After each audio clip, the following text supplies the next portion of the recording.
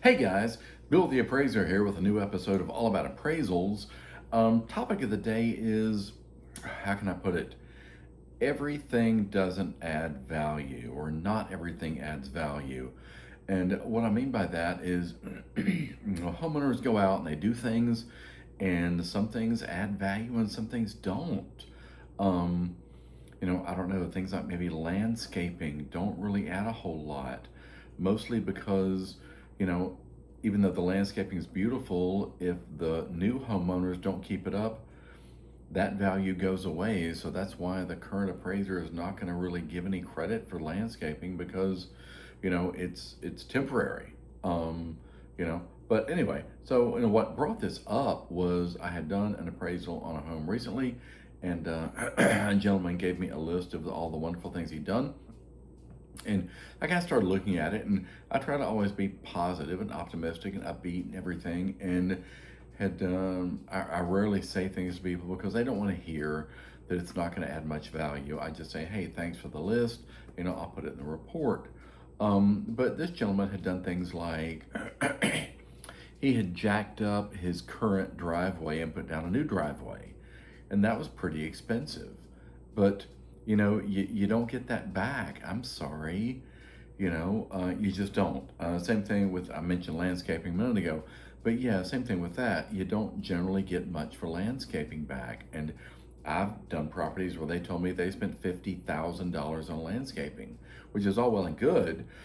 Excuse me. But and that may help sell a property, but you're like almost never going to get much, if any, of that back on an appraisal.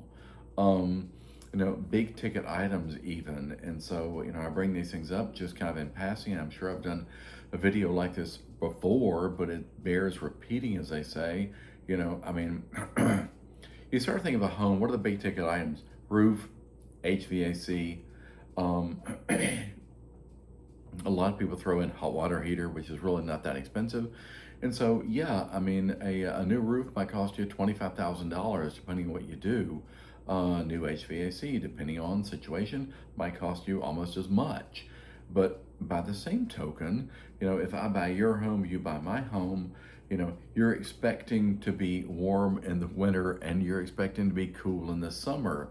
So the fact that you just spent $1 bazillion on a new HVAC system really isn't of much interest to me, and I'm certainly not willing to pay for that for you.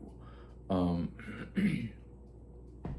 Other examples, I mean, and again, this gentleman had done other things I won't go into, but the little things. I mean, if things are kind of aesthetic, people change out light fixtures, they changed out ceiling fans, things like that. Is that good? Yeah, that's probably good, but are you going to get that back dollar for dollar? Almost certainly not.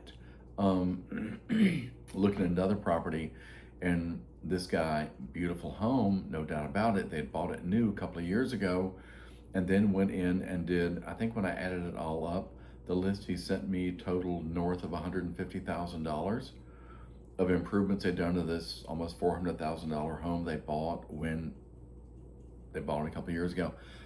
So, but they had put in an amazing in-ground pool, and I would venture to guess that on in-ground pools and other agents, other appraisers may, differ with me on this, but you might, on a good day, get half of that back on the appraisal.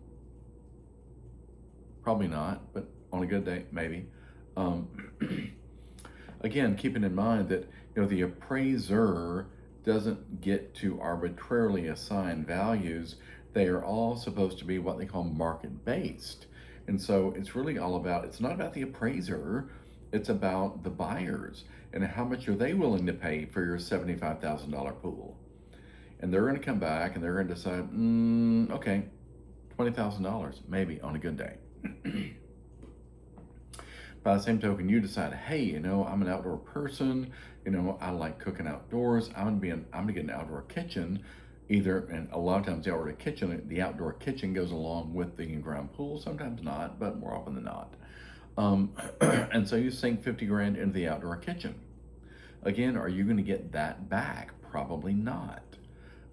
Indoor stuff, I would say you come closer to getting back than you do the outdoor stuff. Um, and a little bit of an epiphany I had recently is, when people go looking for a home, they go looking for beds and baths, and they go looking for square footage, and that they have a family, or they anticipate a family, etc., or they have family members. Maybe it's an extended family, maybe it's multifamily, who knows? But they go into the search project, realizing, okay, we need 4 bedrooms and at least 2.5 baths. Would like to have 3, maybe, etc. So they go looking for homes. They're going to check those boxes.